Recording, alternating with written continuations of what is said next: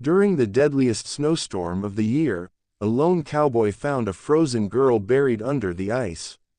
He saved her life, but what followed nearly cost him his own.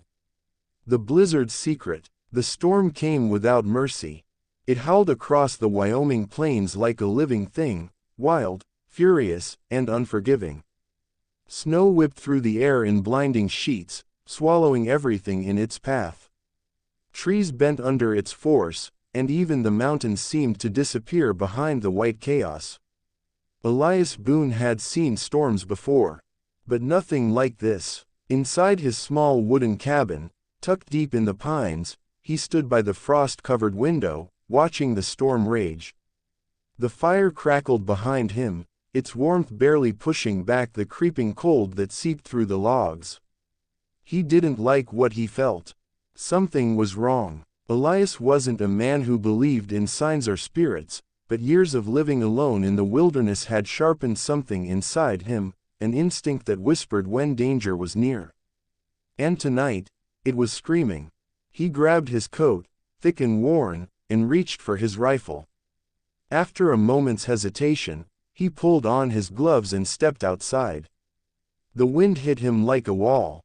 Snow slashed across his face, biting into his skin. He squinted, forcing his way forward step by step. Every movement was a struggle, every breath sharp and freezing. "Damn fool," he muttered to himself. But he kept going. Something was out there, and he couldn't ignore it. Minutes passed, or maybe hours. Time didn't exist in the storm. Then he saw it, a shape, barely visible beneath the snow. At first, he thought it was just a fallen branch or a rock buried under ice. But something about it made him stop. Slowly, cautiously, Elias approached. His heart pounded. He knelt down and brushed away the snow. And froze. It was a woman. Her body was half buried, her skin pale as ice. Dark hair clung to her face, stiff with frost. She wore traditional Apache clothing, now soaked and frozen, offering no protection against the brutal cold. For a moment, Elias didn't move. He had seen death before. Too many times. And she looked like death. But then, a faint breath, so weak he almost missed it. "Still alive," he whispered. He didn't think twice after that.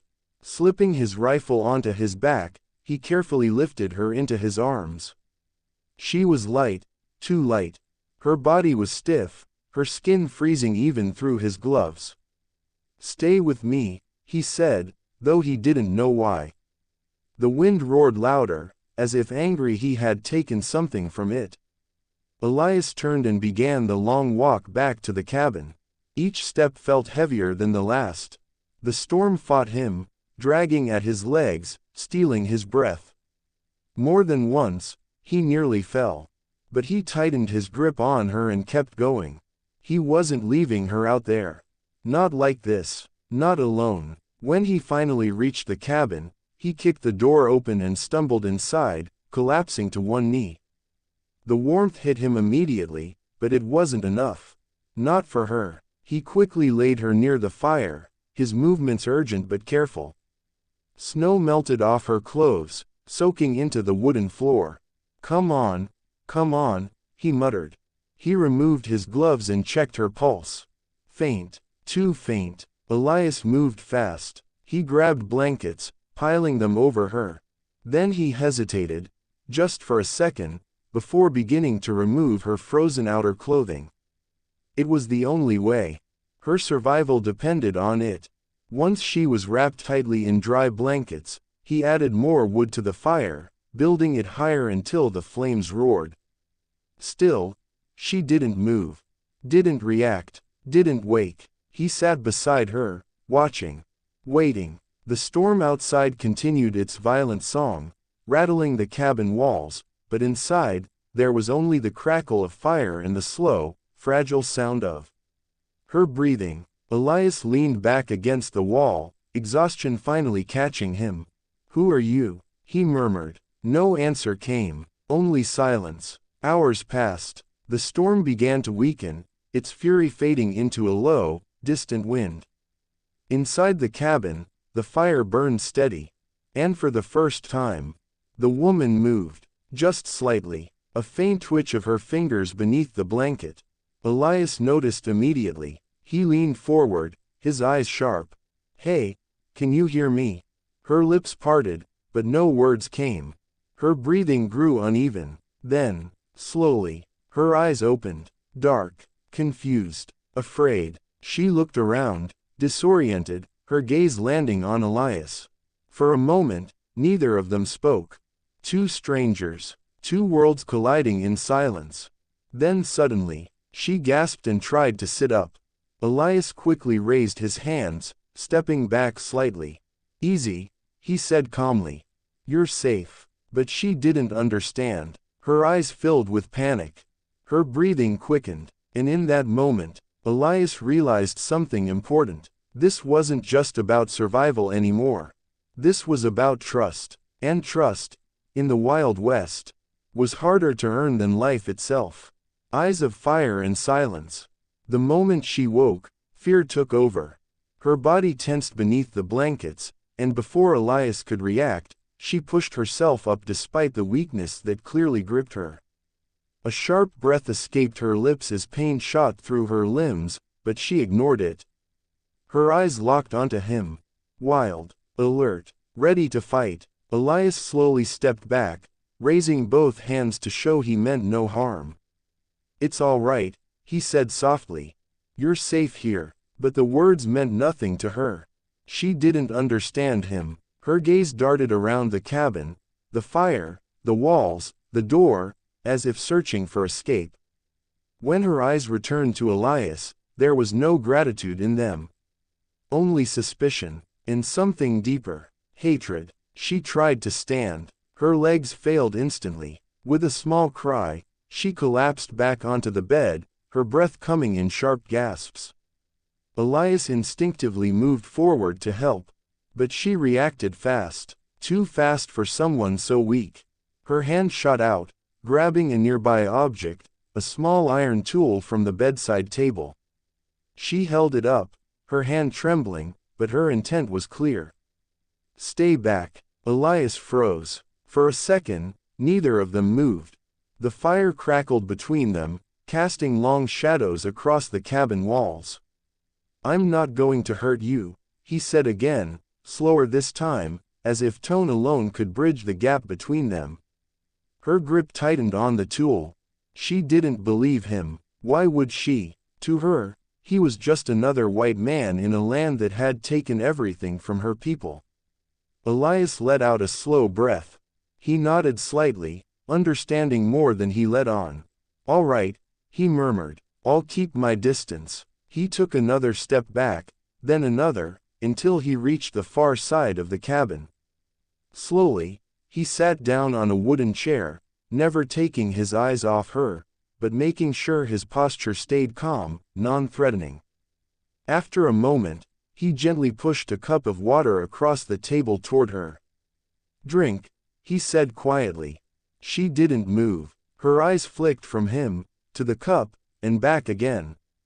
Minutes passed. The tension in the room was thick enough to choke on. Finally, her hand lowered, just slightly. Still watching him, she slowly reached for the cup. Every movement was cautious, deliberate, as if she expected him to attack at any second. But Elias didn't move, didn't speak. He just watched. She lifted the cup to her lips and drank. Only a little, but it was enough. The silence stretched on. Outside, the storm had almost completely died. The wind was now a distant whisper, and faint light began to filter through the frosted windows. Morning was coming. Inside the cabin, something else was beginning. Understanding. Not trust. Not yet, but the first fragile step toward it.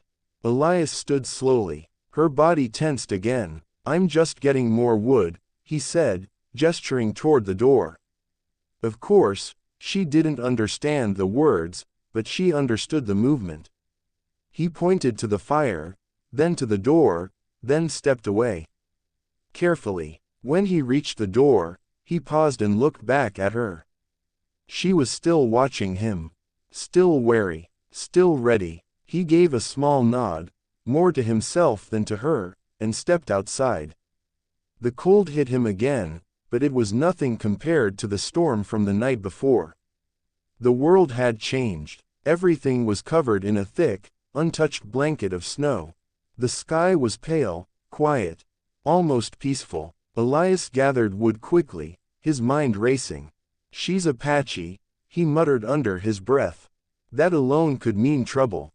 Not because of her, but because of what others might think. Tensions between settlers and Apache tribes had been growing for years. Fear, anger, revenge, it all lived just beneath the surface. If anyone found out she was here, he shook his head. "No," he said firmly. He wasn't handing her over to anyone. Not after pulling her out of death itself. When he returned inside, she hadn't moved much. But something was different. The iron tool was no longer raised. It rested loosely in her hand now.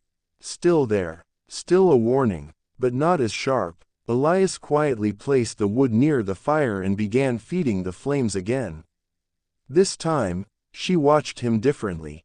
Not just with fear, but with curiosity. As the fire grew stronger, warmth filled the room once more.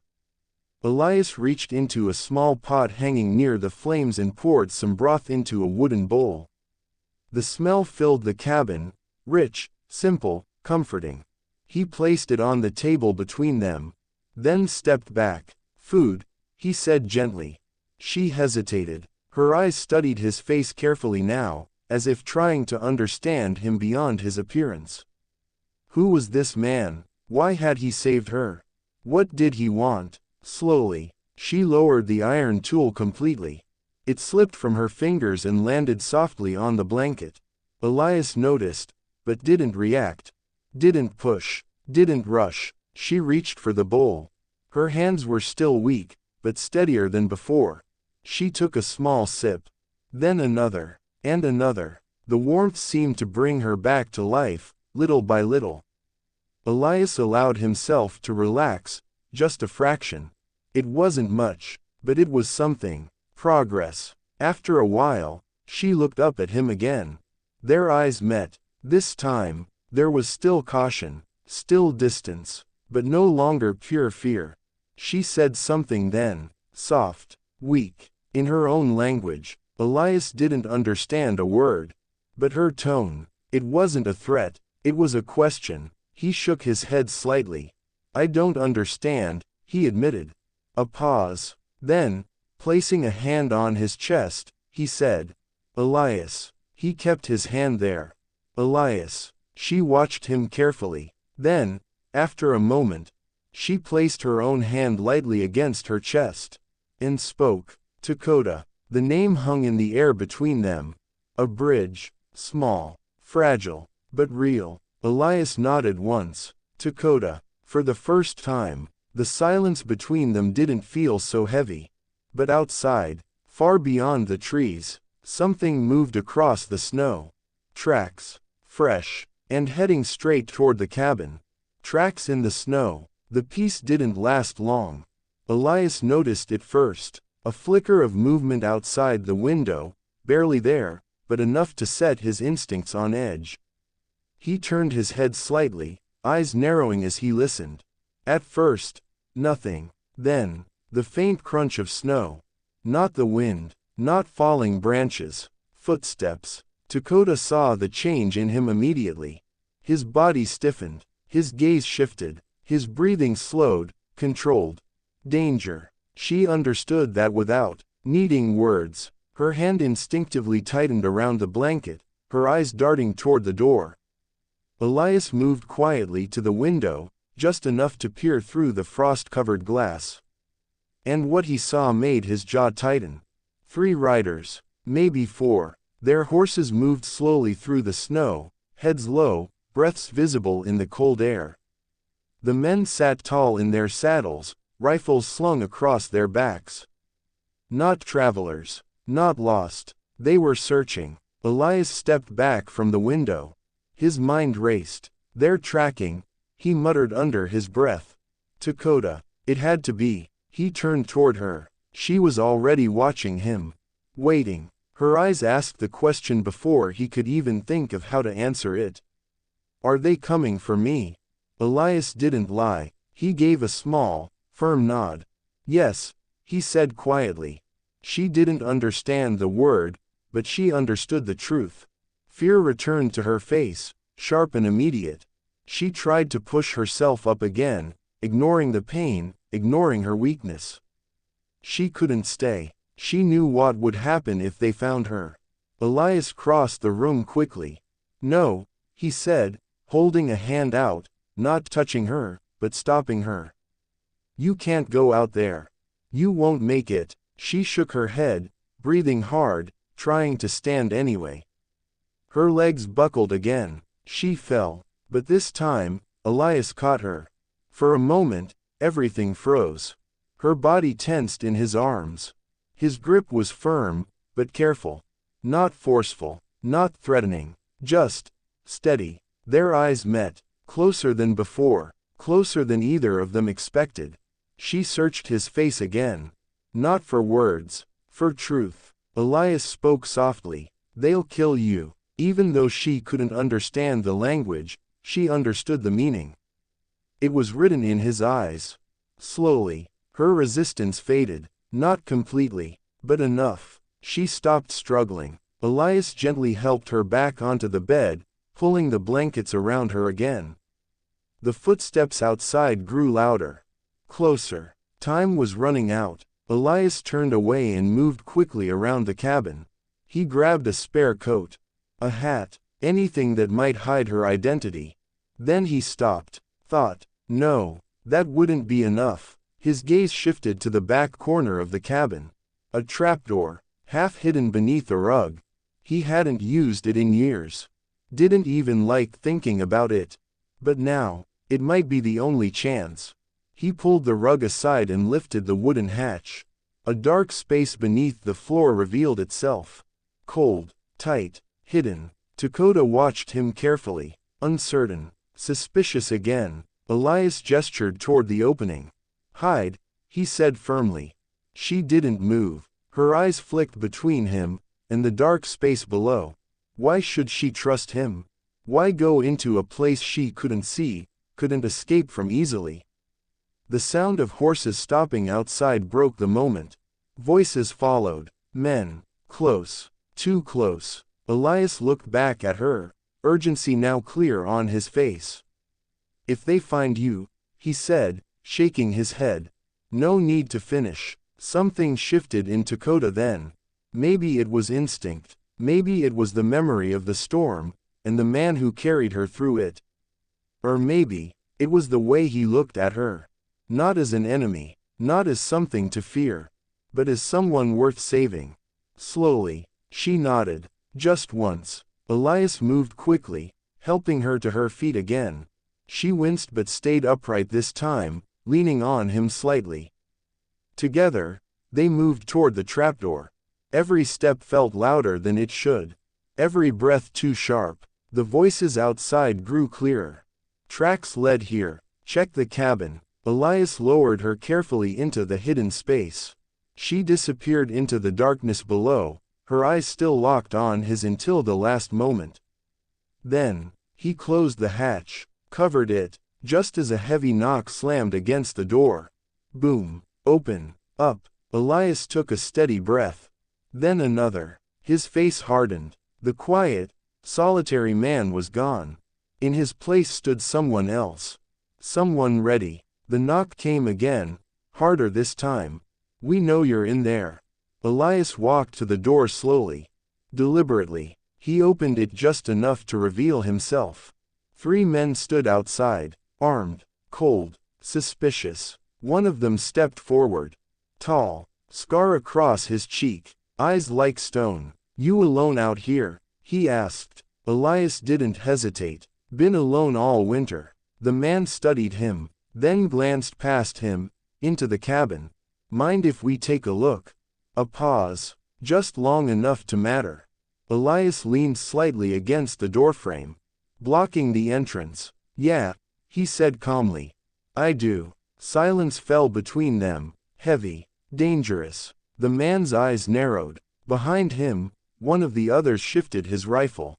Inside the cabin, beneath the floor, Dakota held her breath, listening, waiting, hoping. Outside, the storm might have passed. But a new one, far more dangerous, had just arrived. The lie that burns. The silence at the doorway stretched thin, ready to snap. The tall man with the scar didn't move at first. His eyes stayed locked on Elias, searching, measuring, testing for weakness. Behind him, the other two shifted slightly in their saddles, their patience wearing thin. Elias didn't step aside, didn't blink, didn't give them an inch. "We're not asking," the scarred man said finally, his voice low and edged with warning. Elias tilted his head just slightly. "Sounds like you are." The tension sharpened. The man's jaw tightened, his fingers twitching near the grip of his revolver. "You see an Apache woman pass through here?" he asked. Direct. No more games. Elias didn't answer right away. He let the question hang in the cold air between them. Then he shook his head once. "Storm hit hard last night," he said. "Didn't see much of anything." A lie. Clean. Simple. And dangerous. The man's eyes narrowed further. "Tracks lead straight to your cabin."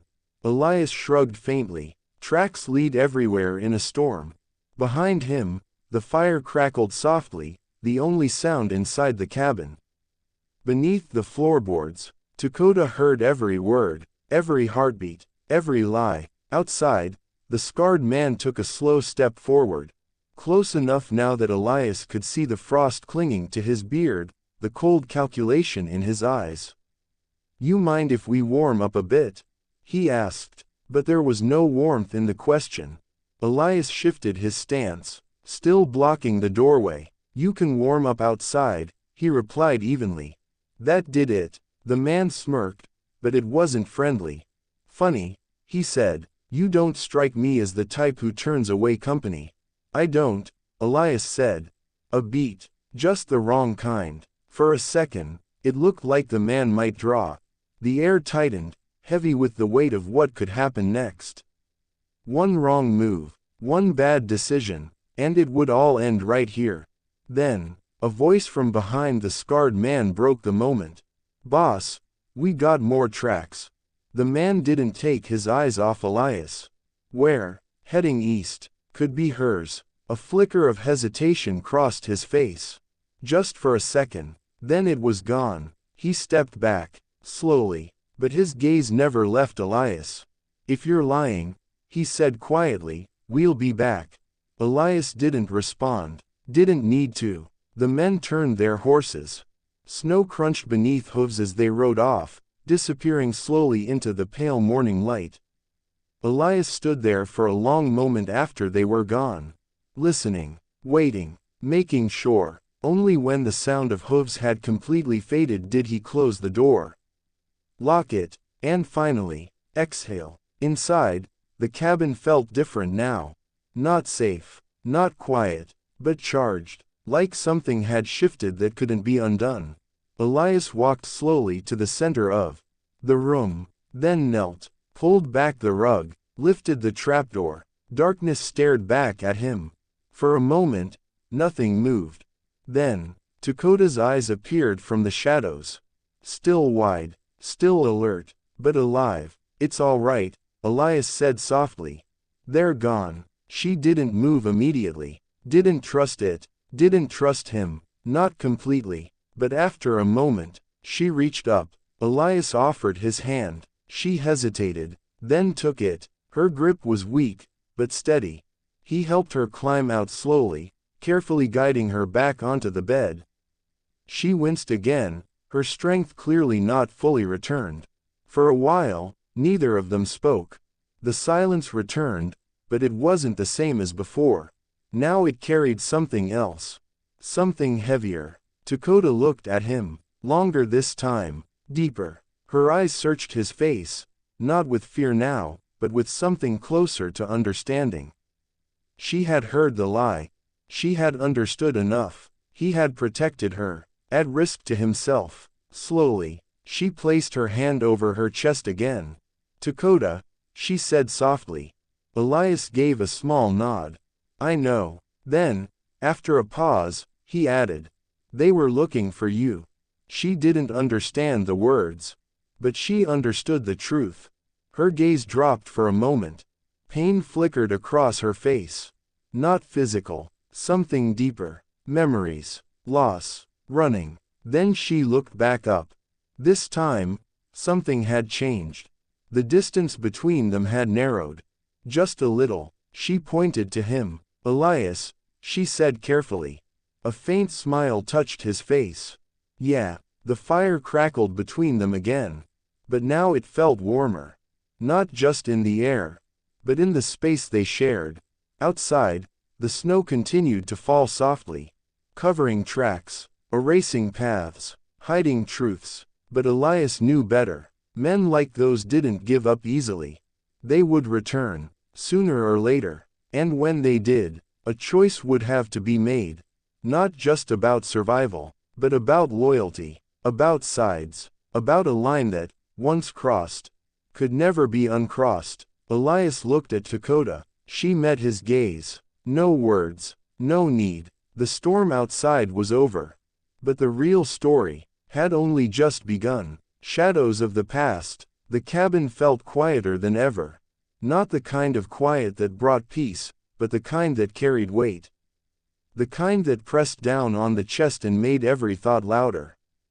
Elias sat near the fire, slowly sharpening his knife.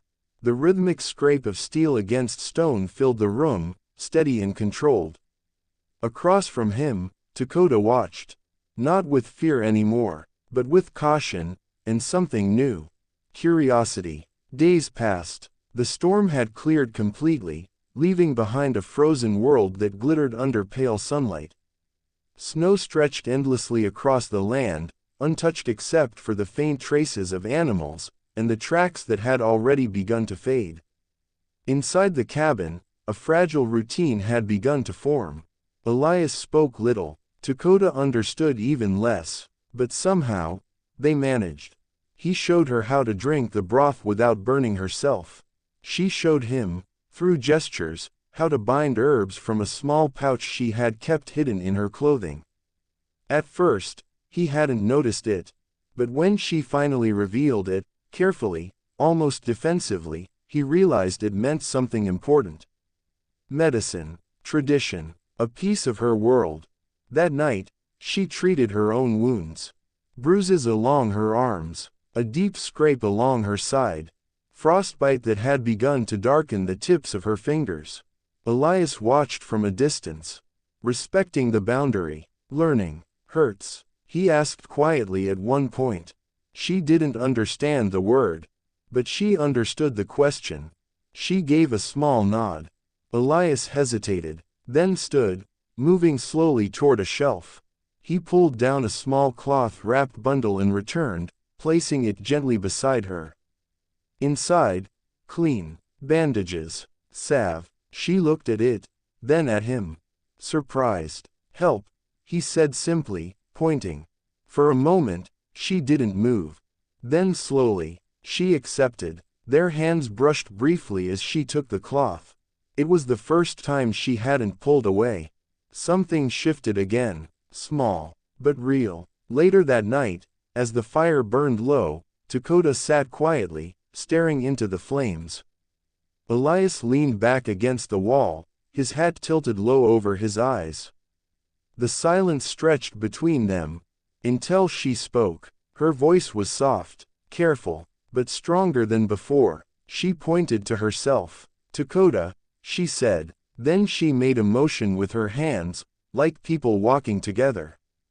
Then, she stopped. Her expression changed, darkened. Elias lifted his head slightly, watching, listening. Even if he couldn't understand the words, he understood stories. She spoke again, faster now. Her voice trembled, her hands moved, showing movement, struggle, chaos. Then, she mimicked falling snow, cold, alone. Elias' expression hardened slightly. "Your people," he murmured quietly. Dakota's eyes flickered. She didn't understand the words, but she understood his tone. She nodded, slowly. Then she pointed outward, toward the distant land beyond the cabin. Her face tightened. Anger. Pain. She made the shape of a rifle with her hands. Then, a sharp motion, like a shot. Elias went still. They attacked? He asked softly. She didn't respond in words. But her eyes said everything. Elias looked down at the floor for a moment. His grip tightened slightly around the knife in his hand. He had heard stories. Raids. Retaliation. Blood answering blood. The West didn't care who started it anymore. Only who survived. Dakota's voice dropped again. Quieter now. Almost breaking. She pointed to herself. Then shook her head. Alone. Elias let out a slow breath. Yeah. He muttered. I know that feeling. For a while, neither of them spoke again. But something had changed. The distance between them, it was no longer built on fear, but on shared loss. Outside, the sun dipped low behind the mountains, casting long shadows across the snow. The world looked calm, but Elias knew better. He stood suddenly. Dakota looked up, alert again. Elias moved to the window. His eyes scanned the horizon. Something wasn't right. At first, he saw nothing. Just snow, trees, silence. Then, smoke. Far in the distance, thin, rising slowly into the sky. Elias, expression darkened. That's not good, he muttered. Dakota stood, carefully this time. Stronger now. She moved beside him, following his gaze. She saw it too. Her face changed instantly. Recognition. Fear. She whispered something under her breath. A name, or maybe a place. Elias looked at her. You know what that is? She didn't answer. But she didn't need to. Her eyes said it clearly. Danger was coming. Again. But this time, it wasn't just hunters. It was something bigger. Elias stepped back from the window, his mind already moving ahead. Planning. Calculating. If that smoke meant what he thought it did, then staying here was no longer safe. He looked at Dakota. Really looked this time. You're not the only one they're after, are you? He asked quietly. She met his gaze. And for the first time, she didn't look away. The answer was clear. No. And whatever was coming next wouldn't just test their survival. It would test whether two people from completely different worlds could stand together when everything else tried to tear them apart. Into the open, the smoke didn't fade. It grew thicker, darker, rising against the pale sky like a warning no one could ignore. Elias stood at the window, jaw tight, eyes fixed on the distant horizon. He had seen smoke like that before. It didn't come from a campfire. It came from destruction. Behind him, Dakota gathered her strength and stood. This time, she didn't fall. Her movements were slower than normal, but steady. Determined. She stepped beside him, her gaze locking onto the smoke. Her expression changed instantly. Not just fear. Recognition. Your people? Elias asked quietly. She didn't understand the words, but she understood the question. Slowly, she nodded. That was enough. Elias stepped away from the window and moved quickly through the cabin.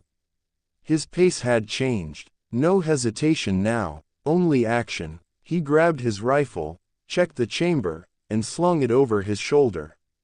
Then he moved to a small wooden chest and opened it, pulling out extra ammunition, stuffing it into his coat.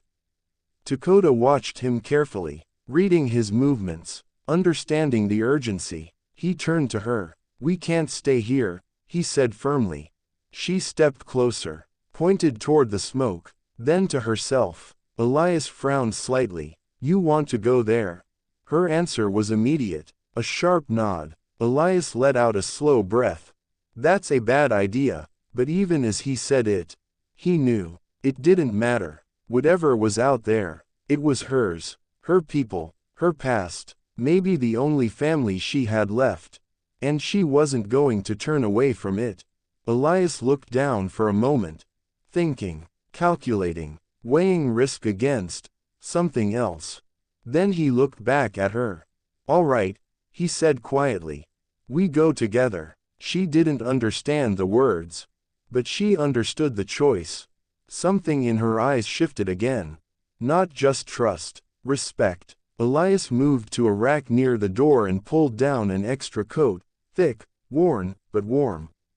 He held it out to her. She hesitated, then took it. As she slipped it on, it hung loosely on her frame, but it would protect her from the cold. Elias grabbed a scarf and handed it over too, gesturing for her to cover her face. "Blend in," he muttered. She watched him for a moment, then followed his lead. Within minutes, they were ready. Elias opened the door. Cold air rushed in, sharp and clean. The world outside was blindingly white, the snow reflecting the morning light. But the smoke, it still rose in the distance. Dark against the sky, Elias stepped out first. Dakota followed close behind. For a moment, they stood side by side. Two figures against the vast, frozen wilderness. Then, they moved. The journey was slow. The snow was deep, each step a struggle. Dakota's strength wasn't fully back, and more than once, she stumbled. Each time, Elias was there, not grabbing, not forcing, just steadying. Hours passed. The cabin disappeared behind them, swallowed by distance and snow. Ahead, the smoke grew closer, clearer, and then, they saw it. Elias stopped. Dakota froze beside him. Below, in a shallow valley, lay what remained of a small Apache camp. Or what used to be one. Now, it was ash, burned structures, collapsed shelters, scattered belongings half buried in snow. And silence. Too much silence. Dakota stepped forward slowly, as if afraid the ground itself might break beneath her. "No," she whispered. Elias watched her carefully. His grip tightened on his rifle. His eyes scanned the area. Something wasn't right. There were no bodies. Not here. Not anywhere in sight. "Where is everyone?" he murmured. Dakota moved further into the camp, her breathing uneven now. Her eyes searched desperately, looking for something, anything, familiar. Then, she stopped. Near the remains of a burned shelter, something caught her eye. A piece of cloth, beaded, traditional. She dropped to her knees in the snow, picking it up with trembling hands. Her fingers traced the patterns. Her breath hitched. Tears filled her eyes. Elias approached slowly, carefully. "Family?" he asked softly. She didn't answer, but she didn't need to. Her silence said everything. Then, a sound. Elias' head snapped up. Instantly, a branch cracking. Not far. He turned sharply, raising his rifle. "Someone's here," he said under his breath.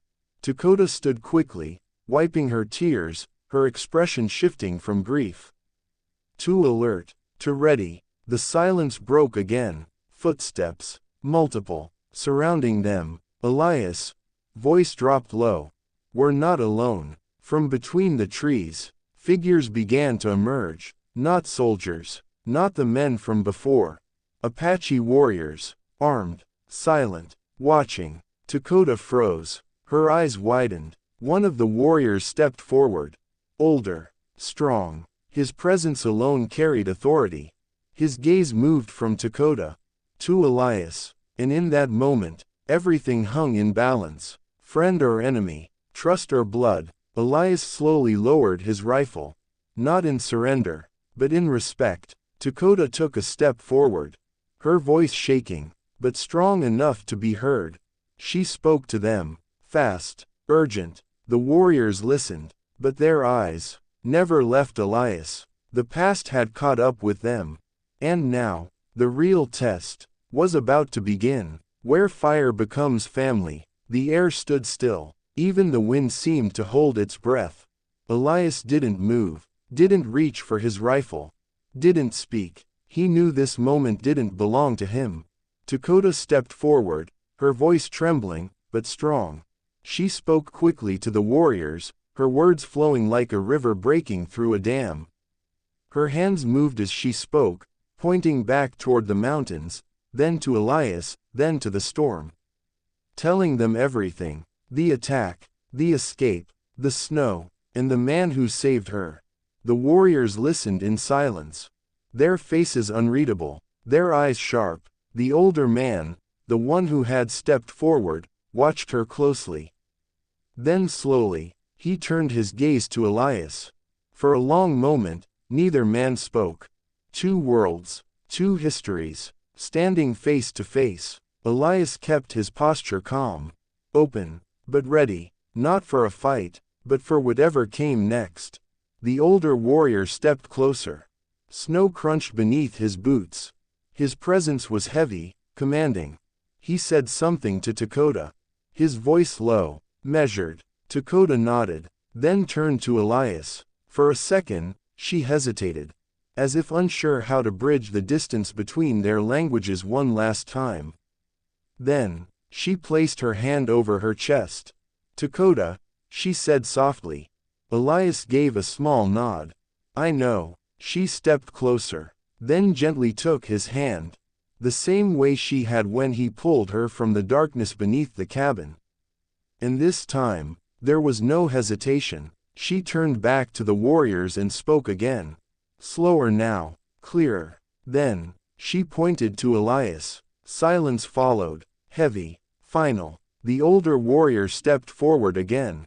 He stopped just a few feet from Elias, close enough to see every line in his face, every truth, every lie. Elias met his gaze, didn't look away. The man studied him, long, carefully. Then, he nodded, just once. The tension broke, not completely, but enough. Behind him, the other warriors lowered their weapons slightly, not in full trust, but in acceptance. Dakota exhaled a breath she had been holding since the storm. Elias felt it too, that shift, that fragile line between enemy and ally, bending. But the moment didn't last long. The older warrior spoke again. This time, his tone was different, urgent. Dakota's expression changed instantly. Her eyes darkened, her body tensed. She turned to Elias. "You come," she said, her English broken, but clear enough. Elias frowned slightly. "What's wrong?" She pointed east, toward the mountains, then made the shape of rifles again. Then, fire. Elias' expression hardened. "The same men." She nodded. The older warrior stepped forward again, speaking firmly now. Even without understanding the words, Elias understood the meaning. More were coming. Not just hunters, not just trackers. A force. Elias glanced at the burned camp behind them, then at the warriors, then at Dakota. This wasn't her fight anymore. Not alone. It was his too. He adjusted his rifle on his shoulder, his voice steady. "Then we don't wait for them." Dakota didn't understand every word, but she understood him, and for the first time, a faint, determined smile touched her face. The final stand. They didn't run. They didn't hide. They prepared. The warriors moved quickly, silently, setting positions along the ridge overlooking the narrow valley. It was the perfect place. A choke point. No easy way through. Elias worked beside them, no longer an outsider, not fully one of them either, but something in between, something earned. Dakota stayed close, not behind him, not protected, but beside him. The sun dipped low, shadows stretched long across the snow. And then, they came, riders, more than before, armed, confident, unaware. Elias took a slow breath. "Wait," he whispered. The warriors held, still as stone, closer, closer. Then, the first shot rang out. Chaos exploded, gunfire echoed through the valley. Horses reared, men shouted, snow burst into the air as bullets tore through it. Elias fired with precision, calm, controlled. Beside him, Dakota moved with fierce focus, her fear replaced by something stronger. Purpose. The fight was fast, violent, decisive, and then, Silence. The riders were gone. Some fled, some didn't. The valley fell quiet again. But this time, it wasn't empty. Elias lowered his rifle slowly, his breath steady. Dakota stood beside him, unharmed, unbroken. The warriors emerged from their positions, victorious. The older man approached again. He looked at Elias, then placed a hand briefly over his own chest. A gesture of respect. Elias nodded, returning it. No words, none needed. Epilogue. Between two worlds. Days later, the snow began to melt. Elias stood at the edge of the rebuilt camp, watching. Dakota approached him quietly. For a while, neither of them spoke. Then she said, softly, "You stay." Elias looked out across the land, then back at her. This place wasn't his world. Not really. But neither was the cabin anymore. Not after everything. He gave a small, thoughtful nod. For a while, Dakota smiled. Not the cautious, guarded look from before, but something real, something warm. Two lives, two paths, crossed by a storm, forged by fire, and now, walking forward, together. Please friends spot my channel. Subscribe for more stories. Like, share, comment. Thanks for watching.